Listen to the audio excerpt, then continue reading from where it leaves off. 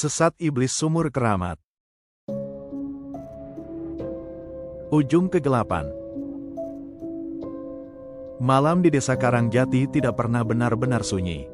Selalu ada bisikan yang merayap di antara celah pohon bambu, atau suara kepakan sayap burung gagak yang bertengger di atap rumah warga yang lapuk. Namun bagi Danu, keheningan di dalam dadanya jauh lebih mengerikan daripada malam manapun.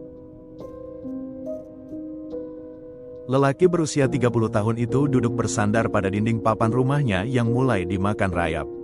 Lampu minyak di sudut ruangan berkedip-kedip, memancarkan cahaya kekuningan yang lemah, menciptakan bayangan-bayangan panjang yang menari di dinding. Di atas ranjang bambu di sudut lain ruangan, terbaring Sari, istrinya. Wajah wanita itu pucat pasi, matanya cekung dengan lingkaran hitam yang tebal, dan napasnya terdengar seperti gesekan amplas pada kayu kering. Sudah berbulan-bulan Sari digerogoti penyakit aneh yang membuat tubuhnya kian menyusut hingga menyisakan kulit membungkus tulang. Danu membenamkan wajahnya ke kedua telapak tangan. Keputusasaan telah mencapai puncaknya. Ia telah menjual segalanya.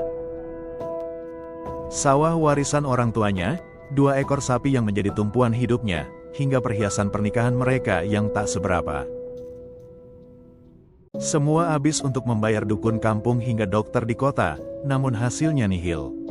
Semua angkat tangan, mereka mengatakan hidup Sari hanya tinggal menghitung hari. "Mas," suara Sari terdengar sangat lirih, hampir menyerupai hembusan angin malam. Danu bergegas bangkit dan berlutut di samping ranjang istrinya. Ia menggenggam tangan Sari yang terasa sedingin es. "Iya, sayang, aku di sini. Kamu butuh sesuatu?" Sari hanya menggeleng lemah. Air mata menetes dari sudut matanya yang sayu. "Aku sudah tidak kuat, Mas. Jika memang waktuku sudah tiba, ikhlaskan aku." "Tidak," potong Danu dengan suara bergetar, menahan tangis yang mendesak di tenggorokannya. "Jangan bicara seperti itu. Aku akan menemukan cara. Aku pasti bisa menyembuhkanmu. Kamu harus bertahan." Sari tidak menjawab. Ia memejamkan matanya perlahan, kembali terhanyut dalam tidur yang gelisah akibat rasa sakit yang tak tertahankan. Danu berdiri, melangkah mundur dengan tubuh yang gemetar. Pikiran-pikiran gelap mulai merasuki kepalanya. Ia tidak bisa membayangkan hidup tanpa Sari.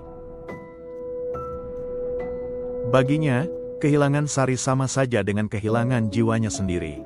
Di tengah keputusasaan yang membakar kewarasannya itulah, ingatan Danu melayang pada cerita-cerita lama yang kerap dibisikkan oleh para tetua desa dengan nada penuh ketakutan.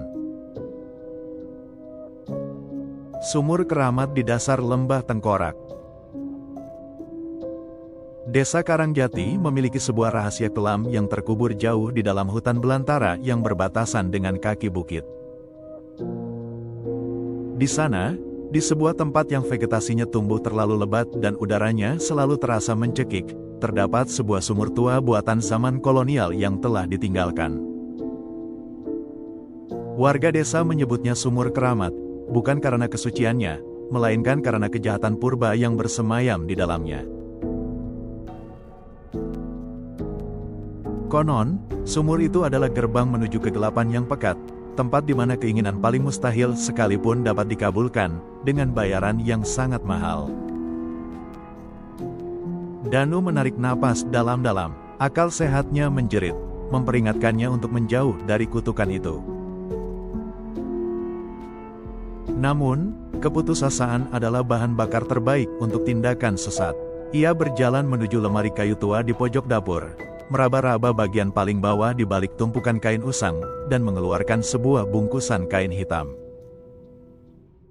Di dalam bungkusan itu terdapat sebuah kitab kecil bersampul kulit binatang yang sudah mengelupas. Kitab itu ia temukan di rumah almarhum kakeknya yang dahulu dikenal sebagai seorang pelancong mistis. Di dalam kitab tersebut, tertulis lembaran-lembaran mantra kuno dengan aksara yang sulit dibaca. Salah satu halamannya menjelaskan secara rinci tentang ritual pemanggilan penghuni sumur kuno untuk meminta kesembuhan atau kehidupan abadi. Nyawa dibayar nyawa, darah dibayar darah. Barang siapa yang mengetuk pintu dasar bumi, harus siap menyerahkan apa yang paling berharga. Kalimat itu tertulis dengan tinta merah yang telah memudar, namun entah mengapa malam ini tulisan itu seolah menyala di mata Danu. Pikirannya sudah bulat, jika Tuhan tidak mendengar doanya, maka ia akan meminta bantuan pada entitas lain yang bersedia mendengarnya, peduli setan dengan konsekuensinya. Langkah menuju lembah terlarang. Tepat tengah malam, ketika bulan purnama tertutup oleh awan hitam yang tebal, Danu bersiap pergi. Ia mengenakan pakaian hitam terusan. Di dalam tas kainnya, ia membawa perlengkapan yang tertulis di dalam kitab, sebilah keris tua milik kakeknya, kemenyan Arab, kembang 7 rupa, dan seekor ayam cemani, ayam hitam legam hingga ke daging dan tulangnya yang ia curi dari kandang tetangganya sore tadi. Ayam itu terikat erat, matanya yang bulat menatap Danu dengan ketakutan yang aneh, seolah hewan itu tahu kemana mereka akan pergi.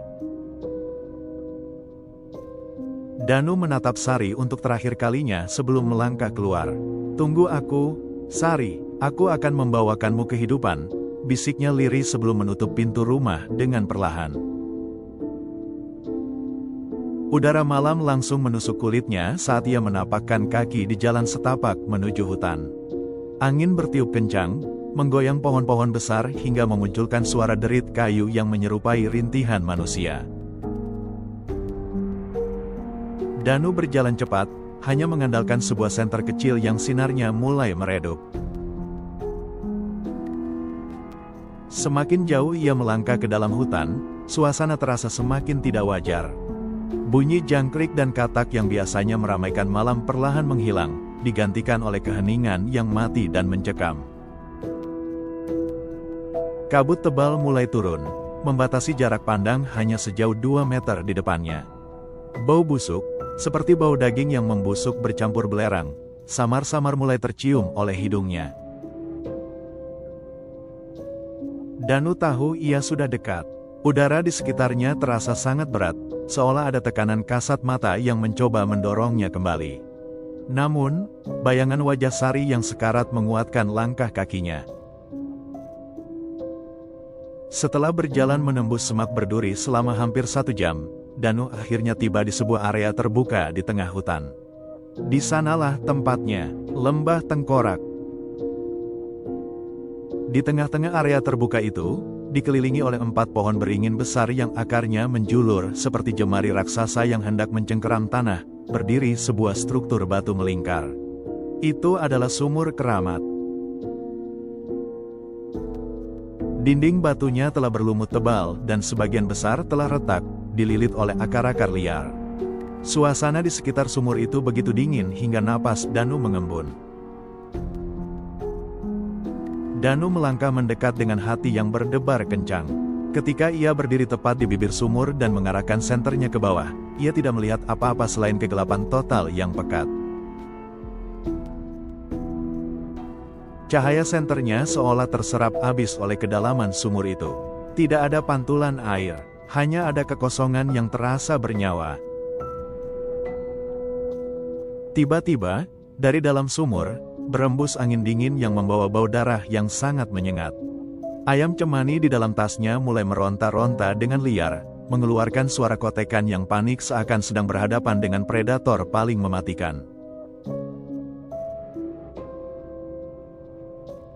Danu menelan ludah. Keberaniannya goyah sesaat. Rasa takut yang murni dan primitif berbisik di telinganya untuk segera berlari pulang. Namun keputusasaannya jauh lebih besar. Dengan tangan bergetar, ia mulai mengeluarkan perlengkapan ritualnya. Ritual terlarang.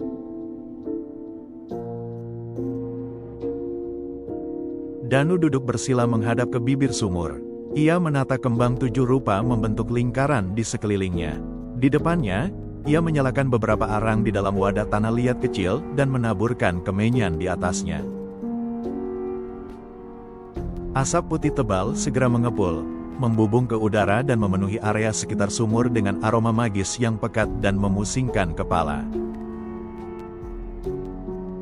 Ia mengeluarkan keris tua dan meletakkannya di samping wadah kemenyan.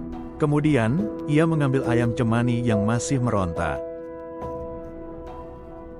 Danu membuka kitab kuno itu di bawah temaram sinar senter yang ia letakkan di tanah. Dengan suara yang gemetar namun dipaksakan untuk terdengar tegas, ia mulai merapalkan mantra dalam bahasa Jawa kuno yang tidak sepenuhnya ia pahami. Setiap kata yang keluar dari mulutnya terasa berat, seolah lidahnya dipaksa untuk melafalkan frekuensi yang salah. Hong, hiang maring peteng, sang abdi mangkat ing ngarsamu. Saat mantra pertama diucapkan, api pada arang kemenyan tiba-tiba membesar, memancarkan warna kemerahan yang tidak wajar. Angin di sekeliling lembah yang tadinya tenang, seketika mengamuk. Daun-daun beringin bergemerisik hebat. Suara bisikan-bisikan tanpa wujud mulai terdengar dari kegelapan hutan di sekitarnya, memanggil-manggil namanya. Danu, Danu, kembalilah. Suara-suara itu terdengar seperti suara mendiang orang tuanya, suara tetangganya, bahkan suara Sari yang meratap. Danu memejamkan mata rat-rat, menolak untuk terpengaruh. Ia tahu itu adalah tipuan makhluk halus yang mencoba membuyarkan konsentrasinya. Ia melanjutkan rapalan mantranya, suaranya kian meninggi, berkejaran dengan suara angin badai. Nyawa ingkang ringkih, tak aturaken marang sang panguwasa sumur. Raga ingkang rusak, jalu waras marang kersamu. Tepat pada kalimat terakhir, Danu mengangkat kerisnya dan dengan satu gerakan cepat, ia menyembelih leher ayam cemani tersebut di atas bibir sumur. Darah hitam pekat menyembur dari leher ayam itu, jatuh langsung ke dalam kegelapan sumur yang tak berdasar. Tubuh ayam itu kejang-kejang beberapa saat sebelum akhirnya lemas dan dilemparkan oleh Danu ke dalam sumur. Seketika itu juga, angin badai berhenti total. Keheningan yang luar biasa mencekam kembali melanda tempat itu. Asap kemenyan tidak lagi membubung ke atas, melainkan tertarik ke bawah, tersedot masuk ke dalam lubang sumur seperti pusaran air. Danu menahan napas. Ia menatap ke dalam sumur dengan mata terbelalak. Detik berlalu menjadi menit. Tidak terjadi apa-apa. Danu mulai berpikir bahwa ritualnya telah gagal. Rasa kecewa dan putus asa kembali menyerangnya. Namun, tepat ketika ia hendak berdiri, tanah di bawah kakinya mulai bergetar. Brum! Getaran itu pelan pada awalnya, namun lama-kelamaan menjadi guncangan yang cukup kuat hingga membuat dinding batu sumur itu berguguran. Dari dasar sumur yang pekat, terdengar sebuah suara. Suara itu bukan suara manusia, melainkan suara gesekan batu besar yang berpadu dengan geraman rendah yang sangat dalam, menggetarkan dada Danu dan membuat tulang-tulangnya terasa ngilu. Siapa yang berani membangunkan aku? Suara itu menggema dari dalam sumur, terdengar begitu dekat seolah diucapkan tepat di telinga Danu. Bersamaan dengan itu, dua buah titik cahaya merah menyala muncul dari kegelapan dasar sumur. Titik cahaya itu semakin lama semakin besar dan naik ke atas dengan kecepatan yang mengerikan. Danu terpaku, tubuhnya kaku karena teror yang teramat sangat. Dari dalam sumur, merayap keluar sesosok makhluk yang melebihi visualisasi mimpi buruk manapun. Makhluk itu berukuran raksasa, dengan kulit hitam legam yang tampak melepuh dan mengeluarkan cairan kental berbau belerang. Sepasang tanduk besar melengkung seperti tanduk kerbau tumbuh dari kepalanya yang dipenuhi rambut gimbal yang kotor. Wajahnya menyerupai perpaduan antara manusia cacat dan binatang buas, dengan rahang yang dipenuhi taring tajam yang tidak beraturan. Namun yang paling mengerikan adalah matanya, sepasang mata merah menyala tanpa pupil, memancarkan kebencian murni dan rasa lapar yang tak berkesudahan. Itu adalah iblis sumur keramat. Makhluk itu menumpukan kedua tangannya yang memiliki kuku-kuku panjang mencengkeram dinding batu sumur, menatap Danu yang terduduk lemas di tanah dengan tubuh gemetar hebat. Senter Danu terjatuh, menyinari wajah sang iblis dari bawah, mempertegas wujudnya yang mengerikan. Manusia lemah yang dipenuhi keputusasaan, iblis itu berbisik, namun suaranya menggelegar di kepala Danu. Asteris, kau membawakan persembahan yang tidak berarti ini untuk meminta sesuatu yang besar. Danu mencoba mengumpulkan sisa-sisa keberaniannya. Dengan suara terbata-bata, ia berbicara, Aku memohon kesembuhan untuk istriku. Dia sedang sekarat, selamatkan dia, aku mohon. Iblis itu menyeringai, memperlihatkan deretan giginya yang berlumuran darah hitam. Penyembuhan kehidupan aku tidak memberikan kehidupan tanpa mengambil kehidupan lain. Hukum tempat ini mutlak, wahai anak manusia. Apa yang kau inginkan, tanya Danu dengan pasrah. Makhluk itu mencondongkan tubuhnya ke depan, wajahnya yang mengerikan kini hanya berjarak beberapa jengkal dari wajah Danu. Bau busuk dari napasnya membuat Danu ingin muntah. Aku menginginkan jiwamu. Aku akan menyembuhkan runcing di tubuh istrimu, membuatnya hidup dan sehat kembali. Namun sebagai gantinya, dalam waktu 3 ketukan bulan purnama dari sekarang, aku akan datang untuk menjemput jiwamu. Kau akan menjadi budakku di dasar sumur ini untuk selamanya. Apakah kau bersedia, Danu? Danu terdiam. Menjadi budak iblis di tempat terkutuk ini untuk selamanya adalah nasib yang lebih buruk daripada kematian. Namun, di dalam benaknya, ia kembali melihat senyuman Sari saat mereka pertama kali menikah. Ia melihat penderitaan istrinya setiap malam. Danu telah kehilangan kewarasannya akibat cinta yang obsesif dan keputusasaan yang mendalam. Aku bersedia, jawab Danu dengan tegas, meski air mata ketakutan mengalir di pipinya. Sembuhkan istriku, dan ambil jiwaku setelahnya. Iblis itu tertawa, suara tawanya begitu melengking dan mengerikan, membuat burung-burung malam yang bersembunyi di kejauhan terbang berhamburan dalam kepanikan. Perjanjian darah telah terkunci. Makhluk itu menjulurkan satu cakar panjangnya, lalu menggores lengan Danu hingga darah segar mengucur. Darah itu melayang di udara secara magis, lalu terhisap masuk ke dalam mulut sang iblis. Setelah itu, dengan sebuah hentakan keras, makhluk itu melompat kembali ke dalam kegelapan sumur. Ledakan angin dingin kembali terjadi, mengempaskan Danu hingga jatuh pingsan di tanah yang lembab. Kesembuhan yang semu. Ketika Danu terbangun, matahari pagi sudah mulai mengintip dari balik celah-celah pohon hutan. Kabut tebal telah hilang, dan suasana lembah tengkorak tampak seperti hutan biasa, meski sumur tua di depannya tetap terlihat mengerikan. Lengan Danu terasa perih, di sana terdapat bekas luka cakar yang telah mengering, berbentuk seperti simbol kuno yang aneh. Danu segera bangkit, mengabaikan rasa sakit dan lemas di tubuhnya, ia berlari sekencang mungkin keluar dari hutan, menuju rumahnya. Pikiran tentang apa yang telah ia lakukan semalam menghantuinya, namun ada secercah harapan yang membakar dadanya. Begitu sampai di depan rumah, Danu membuka pintu dengan kasar. "Sari!" teriaknya panik. Langkah kaki Danu terhenti di ambang pintu kamar. Di sana, berdiri Sari. Wanita itu tidak lagi terbaring lemas di ranjang. Ia sedang berdiri di dekat jendela, mengenakan kain jarik kesukaannya. Wajahnya yang kemarin pucat pasi kini tampak merona kemerahan. Tubuhnya yang kurus kering terlihat lebih segar. Ketika Sari berbalik menatap Danu, ia tersenyum lebar, senyuman yang sangat dirindukan Danu selama ini. "Mas Danu, dari mana saja kamu semalaman?" tanya Sari dengan suara yang merdu dan sehat. "Ajaib sekali, Mas. Tadi subuh aku terbangun dan tiba-tiba seluruh rasa sakit di tubuhku hilang. Aku merasa sangat segar dan lapar." Danu langsung berlari dan memeluk istrinya erat-erat. Ia menangis sejadi-jadinya, meluapkan rasa bahagianya.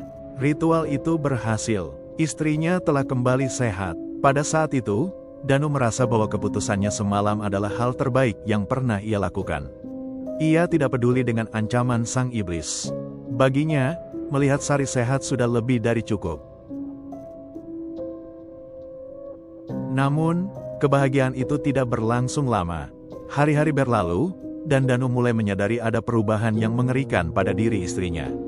Kesembuhan Sari ternyata membawa efek samping yang tidak pernah ia duga.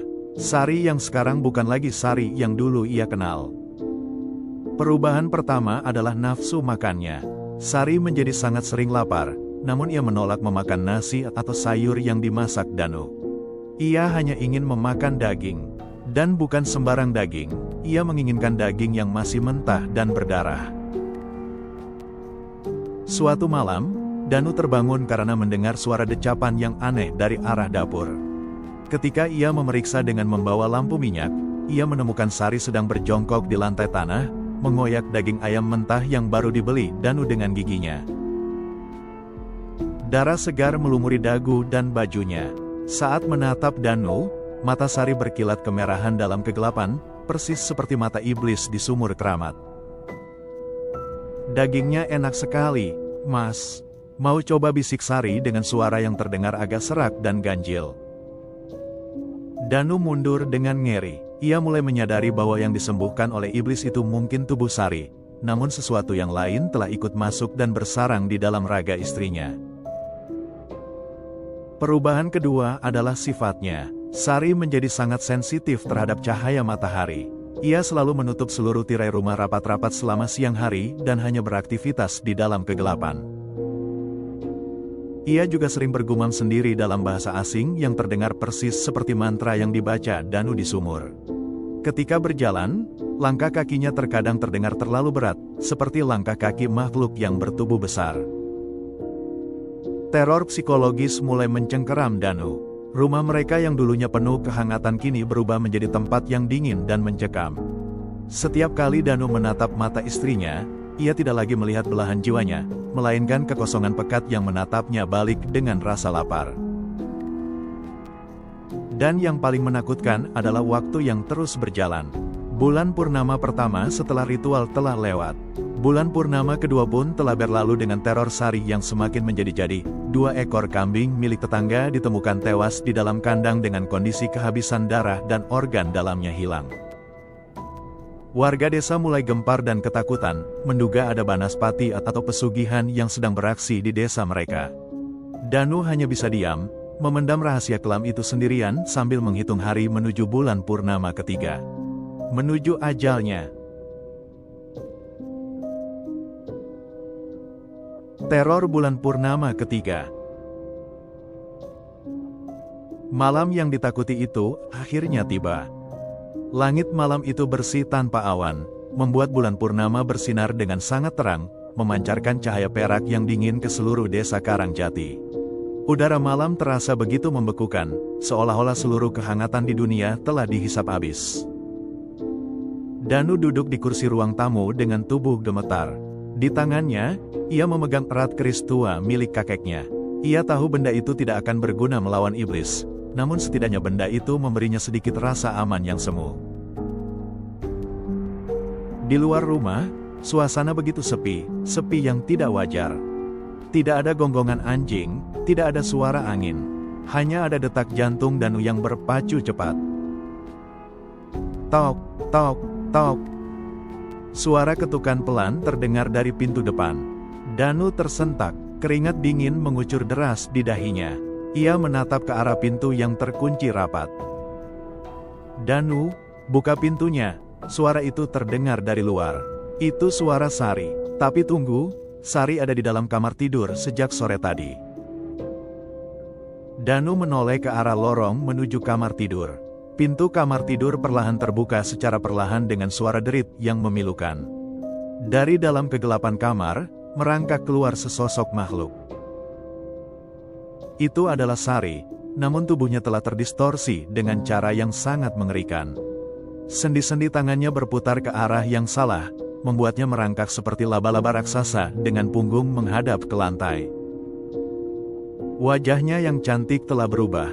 Kulitnya mengelupas dan menghitam, dan matanya kini sepenuhnya menyala merah. Dari mulutnya yang terbuka lebar, menjulur lidah yang panjang dan bercabang, meneteskan air liur hitam yang berbau busuk. Perjanjian harus ditepati.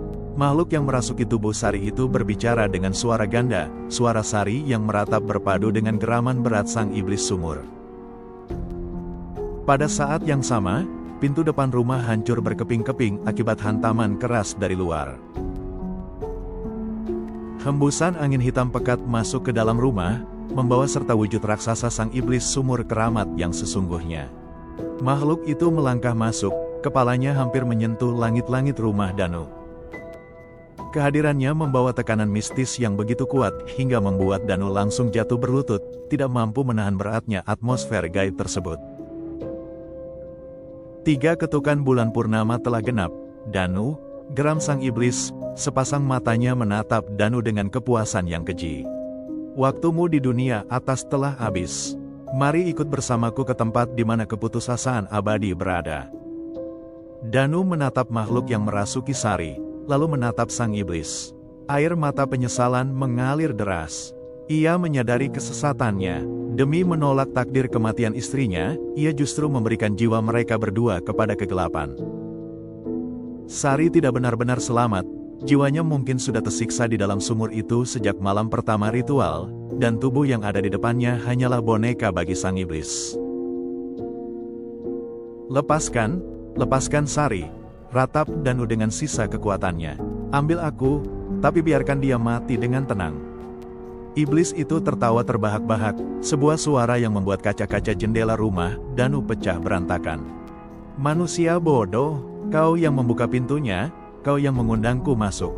Tidak ada jalan kembali dari kesesatan yang kau pilih sendiri. Tubuh Sari yang merangkak aneh itu tiba-tiba melompat ke arah Danu. Cakar-cakarnya yang hitam langsung mencengkeram bahu Danu, menancap dalam-dalam ke dagingnya. Danu menjerit kesakitan saat merasakan hawa dingin yang luar biasa menjalar dari luka tersebut, membekukan darahnya. Sang iblis menjulurkan tangannya yang besar, menggenggam kepala Danu. Seketika itu juga, Danu merasa jiwanya seperti ditarik paksa keluar dari raga kasarnya. Rasa sakitnya luar biasa, seolah setiap sel di tubuhnya dibakar oleh api yang dingin. Pandangannya mulai kabur, dunianya perlahan berputar menjadi kegelapan yang pekat. Hal terakhir yang dilihat Danu sebelum kesadarannya hilang sepenuhnya adalah wajah menyeramkan makhluk yang menyerupai istrinya, yang sedang tersenyum puas melihat penderitaannya, bersiap untuk menyeret raganya yang kosong menuju lembah tengkorak. Warisan kutukan. Keesokan harinya, warga desa Karangjati gempar. Rumah Danu ditemukan dalam kondisi hancur berantakan. Pintunya jebol, kaca-kaca pecah, dan bau belerang serta daging busuk menyengat sangat tajam dari dalam rumah. Namun yang paling mengejutkan adalah hilangnya Danu dan Sari. Tidak ada jejak darah manusia, tidak ada tanda-tanda perampokan. Mereka berdua lenyap begitu saja seperti ditelan bumi. Pihak berwajib melakukan pencarian ke seluruh penjuru desa hingga ke pinggir hutan, namun hasilnya nihil. Warga desa yang tahu tentang cerita lama hanya bisa saling berbisik dengan wajah pucat. Mereka tahu kemana Danu pergi, namun tidak ada satupun yang berani melangkah kaki ke dalam hutan untuk membuktikannya. Beberapa tahun kemudian, kisah tentang Danu dan Sari menjadi legenda urban yang menakutkan bagi anak-anak di desa Karangjati. Sebuah peringatan tentang bahaya dari keputusasaan yang tidak terkontrol dan ritual terlarang yang melanggar hukum alam. Bagi mereka yang cukup nekat atau tersesat di dalam hutan belantara dekat lembah tengkorak pada malam bulan purnama, mereka bersumpah sering mendengar sesuatu. Jika mereka berdiri cukup dekat di bibir sumur keramat yang tua dan berlumut itu, dari kegelapan dasarnya yang tak berdasar, akan terdengar 2 jenis suara yang merayap naik bersama hembusan angin malam yang dingin. Suara pertama adalah rintihan pilu seorang wanita yang terus-menerus meminta tolong karena kedinginan, dan suara kedua adalah jeritan penyesalan seorang lelaki yang dikoyak-koyak oleh cakar iblis untuk selamanya, sebuah teror abadi yang lahir dari sebuah kesesatan.